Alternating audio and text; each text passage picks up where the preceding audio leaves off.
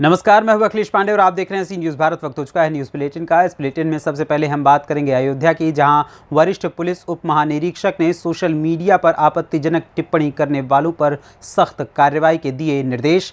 आगे चर्चा करेंगे एटा की, जहां भैंस चोरी का खुलासा न होने पर जलेसर में आमरण अनशन पर बैठे 2 किसान। साथ ही जिक्र करेंगे झारखंड के साहिबगंज का, जहां भूखमरी के शिकार हुए गरीब मजदूर। और भी तमाम खबरों पर आइए विस्तार से करते हैं चर्चा।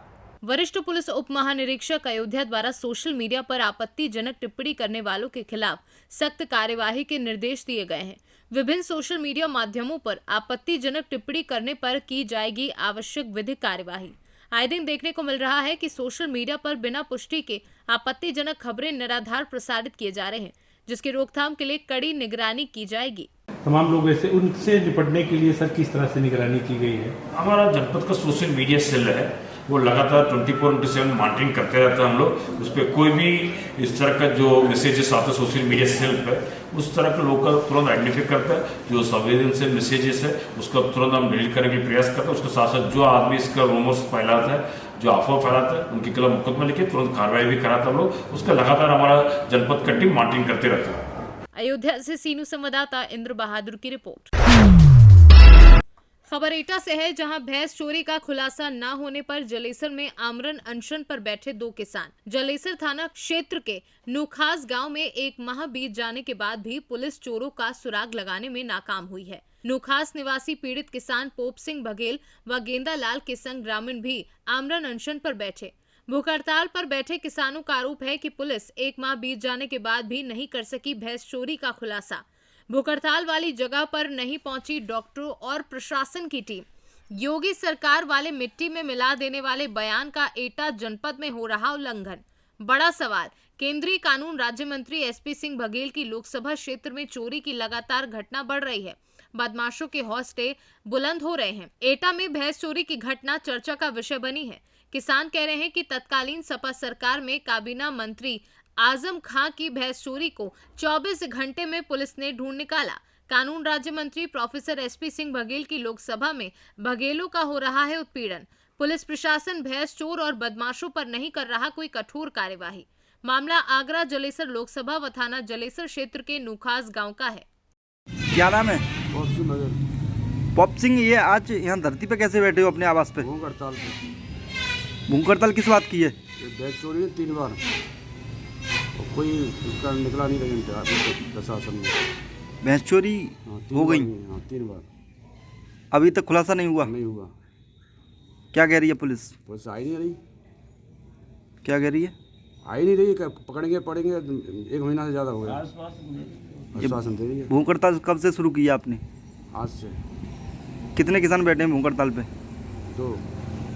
2 किसान। जिनकी भैंस चोरी है वही तो बैठेंगे, और वैसे तो बहुत है 50-60। क्या क्या नाम है जो भूख हड़ताल पे बैठे हैं अभी? गेंदालाल बघेल, पोप सिंह बघेल। कब तक चलता रहेगा अनशन? जब तक खुलासा नहीं हुआ तब तक। नाम है बाबा? गेंदालाल। बाबा, ये सुनवाई में आया है आप भूख हड़ताल पे बैठे हैं, क्या क्या समस्या को लेकर भूख हड़ताल पे बैठे हैं? मंगाते हैं, भीते काटे के लगा लेंगे। कब की घटना है ये है हैं? 10 दिन आए थे। अच्छा, कौन कौन बदमाश थे? बदमाश समझ ना देगी का। पुलिस में शिकायत की है? पुलिस में कहते हैं यहाँ ले गए अपने खींच के फोटो आगे भीती के, और कहते हैं यहाँ कहे हम कहते हैं ढूंढ ढांड करेंगे। तो भूख हड़ताल पर क्यों बैठ गए आप? हम यहाँ बैठे हैं साहब, पुलिस से कहते हैं कोई हमें कोई सूचना नहीं आने दे रही कि हमें मिली कि न मिली। कब तक ये भूख हड़ताल जारी रहेगी आपकी? और ये बैठे हैं साहब, कहते हैं भाई मिल जाए तो हम कहते हैं उठे जाएंगे। अच्छा, सुबह से आप लोग बैठे हैं, हाँ। अभी तक कोई अधिकारी वगैरह यहाँ के या डॉक्टर की टीम वगैरह आई है? कोई ना आई साहब। किसी को सूचना ही नहीं दी? पता नहीं सूचना आने दी। एटा से सीनू संवाददाता लखन यादव की रिपोर्ट। साहिबगंज जिले के बरहरवा में आज गरीब मजदूर वर्ग के लोगों के द्वारा, जो कि रेलवे रैक में हेड लोडिंग मजदूर जो पत्थर लोडिंग का काम करते हैं, आज वो अपनी मांगों को लेकर सड़क पर उतरे। अपनी मांग को लेकर उन्होंने कहा कि विगत कुछ दिनों से रेलवे रैक लोडिंग का काम किसी कारणवश केंद्र सरकार हो या राज्य सरकार के अधिकारियों द्वारा बंद करा दिया गया है। रेलवे रैक लोडिंग का कार्य बंद हो जाने के कारण साहिबगंज जिले के हजारों मजदूर भुखमरी के कगार पर आ गए हैं। रोजगार की बात करें तो पूरे साहिबगंज जिले में ना कोई कल कारखाना है और ना ही कोई रोजगार का साधन। एकमात्र पत्थर उद्योग ही है, जो कि यहाँ के करीब मजदूर वर्ग के लोग इस पत्थर उद्योग में मजदूरी कर अपने परिवार के साथ जीवन यापन करते हैं। मजदूरों के परिवार की बात करें तो लगभग एक परिवार में 4 से 5 लोग हैं। अब इससे अनुमान लगा सकते हैं कि रेलवे रैक लोडिंग का कार्य बंद होने से जिले के कितने गरीब मजदूर वर्ग के परिवार भुखमरी के शिकार होंगे। ये हमारे मजदूरगण आज ये काम बंद हो गया है। हम ये पूछना चाहेंगे सरकार से, गत वर्ष पिछले वर्ष जो काम बंद हुआ, कोरोना जब महामारी फैली, तो ये ही मजदूर थे, लोडिंग अनलोडिंग का काम करते थे और देश में आवागमन हुआ अनाजों का, एक जगह से दूसरी जगह गया। उस समय यही लेबर थे और यही सिस्टम था। उस समय कोई कहीं बाधित नहीं हुआ कार्य, मगर आज क्यों बाधित हुआ जा रहा है? आज हमारे मजदूर जो हैं शोषित हो रहे हैं, पीड़ित हैं। आज ये 7 दिन 8 दिन हो चुका है। एक दिन ये लोग कमाते हैं तो कम से कम इनको घर में 4 से 5 लोग हैं जो कि खाते कमाते हैं एक आदमी के वजह से। आज 10 दिन हो चुका है। इनका दुख दर्द समझने वाला कौन है? कोई नहीं है। हम केंद्र सरकार से गुजारिश करेंगे, राज्य सरकार से गुजारिश करेंगे कि इनके तरफ ध्यान दें और अविलंब ये रेक लोडिंग चालू किया जाए और जो भी कागजी कार्रवाई है वो अपने सिस्टम से हो।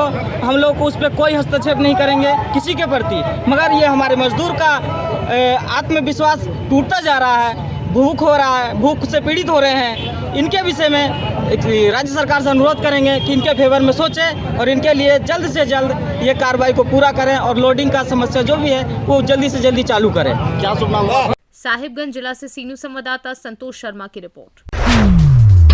सुनकर बड़ी हैरानी होगी आप सभी को कि एक वकील के द्वारा दलित समाज की न्यायाधीश तो दूसरी ब्राह्मण समाज की न्यायाधीश को अपशब्द कहा। साथ ही मुस्लिम समाज को भी वकील राधेश्याम काम्बोज ने नहीं बख्शा।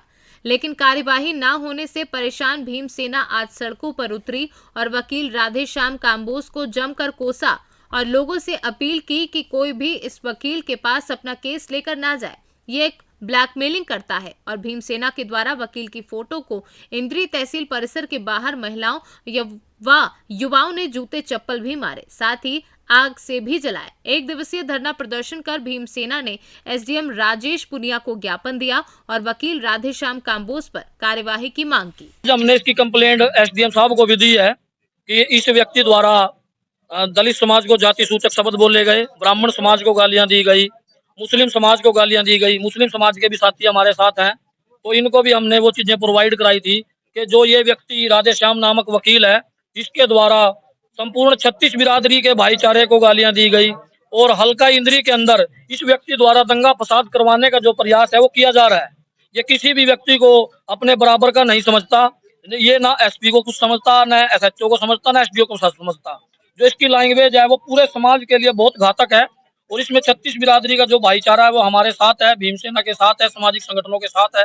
सभी सामाजिक संगठन इस मुहिम को आज तो हम छोटे स्तर पर एसडीएम कोर्ट तक लेकर के आए और अगर जो इस आरोपी के ऊपर एफआईआर दर्ज नहीं हुई तो इस मामले को हम आगे भी करनाल डिस्ट्रिक्ट में लेकर के जाएंगे। करनाल बंद करने का कार्य भी करेंगे, इंद्री बंद करने का भी कार्य करेंगे, मगर इस व्यक्ति को हम सजा दिला करके रहेंगे क्योंकि इस व्यक्ति ने तीनों ऑडियो हमारे पास मौजूद हैं, वो मैं आपको प्रोवाइड करा दूंगा कि जिसके अंदर कार्य करेंगे, मगर इस व्यक्ति को हम सजा दिला करके रहेंगे क्योंकि इस व्यक्ति ने तीनों ऑडियो हमारे पास मौजूद हैं, वो मैं आपको प्रोवाइड करा दूंगा कि जिसके अंदर इसने जो गलत शब्द है वो बोले हुए हैं और इस भाई के द्वारा, ये भाई हमारे साथ हैं, संविधान में विश्वास रखते हैं, इनके द्वारा हमें वो चीजें प्रोवाइड कराई गई। आप इनसे बात कर सकते हैं मीडिया के माध्यम से। ये पूरा मामला ये था कि ये मेरा वकील था एक केस में, तो उस केस से रिलेटेड मैं इससे बात करने गया। मेरे को लगा अभी क्या था, ये दूसरी पार्टी से मिक्सअप हो जाता है, तो बाद में मेरे को कहीं से भी पता चला भाई ऐसे ही करता है सबके साथ, तो मैंने इसकी रिकॉर्डिंग करनी स्टार्ट कर दी।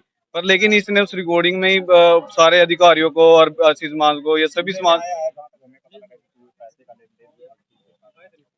ये उस पैसे का लेन देन कुछ नहीं था। इन्होंने अगली पार्टी से जो पैसे लेके मेरे को मिसगाइड करना शुरू करा, तभी मैंने इसकी रिकॉर्डिंग करनी शुरू करी। तभी मेरे को डाउट हुआ ना भाई ये पार्टी से मिक्सअप है, वो ये चीज ये वो है, इसने पैसे लिए हैं अगली पार्टी से, यही करता है सबके साथ। लेकिन फिर ये उसमें समाज को गालियां देने का क्या काम है, समाज को गालियां देने लगा वहां पे बैठ के। जज मैम को भी इसने उल्टा बोला और एसपी साहब के बारे में बोल रहा है, सभी समाज को ये कुछ नहीं समझता। जी जब मैंने उसकी रिकॉर्डिंग करनी शुरू करी उसमें इसने ऐसी अभद्र भाषा का प्रयोग करा और ये एक ना समाज के लिए बहुत बिल्कुल रखता हूँ सर। ये हमारे मुस्लिम समाज से भाई हैं। वो देखो ये है जी कि ऐसा आदमी समाज के लिए घातक है और इस पर कड़ी से कड़ी कार्रवाई हो। ये जो मैंने ऑडियो सुनी है ये यहाँ तो बता नहीं सकता कि क्या क्या उसने अभद्र भाषा उसमें कही है, तो इस पर कार्रवाई हो। जी बिल्कुल।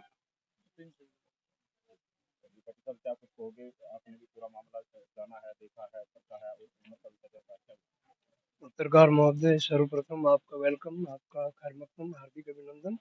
आप मेरी बात को नोट करें। हम ये चाहते हैं, हम संघर्षशील व्यक्ति हैं, हमने संघर्ष करने की कोई हमारा चाव तो है नहीं, खुशी तो है नहीं भाई हम संघर्ष करें या किसी के सिर फोड़े या बढ़वाएं।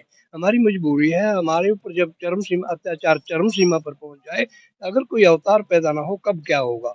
तो हमारे को इंसाफ यहाँ ब्लॉक हल्का खंड लेवल पर नहीं मिला तो डिस्ट्रिक्ट लेवल पर हम संघर्ष करेंगे। अगर डिस्ट्रिक्ट लेवल पर भी नहीं हमारे को इंसाफ मिला तो हम गवर्नर और सीएम से भी टकराएंगे। हम इसकी आवाज नेशनल लेवल तक पहुंचाएंगे। मैं राष्ट्रीय प्रधान सचिव होने के नाते मेरा संकल्प बड़ी सभा के बीच में कि आपको इंसाफ दिलवाए के रहेंगे। जय भीम, जय भारत। इसको कड़ी से कड़ी सजा मिलनी चाहिए। करनाल से सीनू संवाददाता बिंदर शर्मा की रिपोर्ट। प्रतापगढ़ में जिला पंचायत से बन रही सड़क से आवागमन बाधित हुआ है। सोशल मीडिया पर वीडियो लगातार वायरल हो रहा है। लगभग 1 महीने से ठेकेदार ने सड़क पर बड़ी गिट्टी बिछाकर अधूरी सड़क को छोड़ा। हजारों लोगों का उस सड़क से आवागमन बाधित हुआ। खेतों से होकर मजबूरी में गांव जा रहे ग्रामीणों को हो रही भारी परेशानी और ग्रामीणों में आक्रोश फैला है।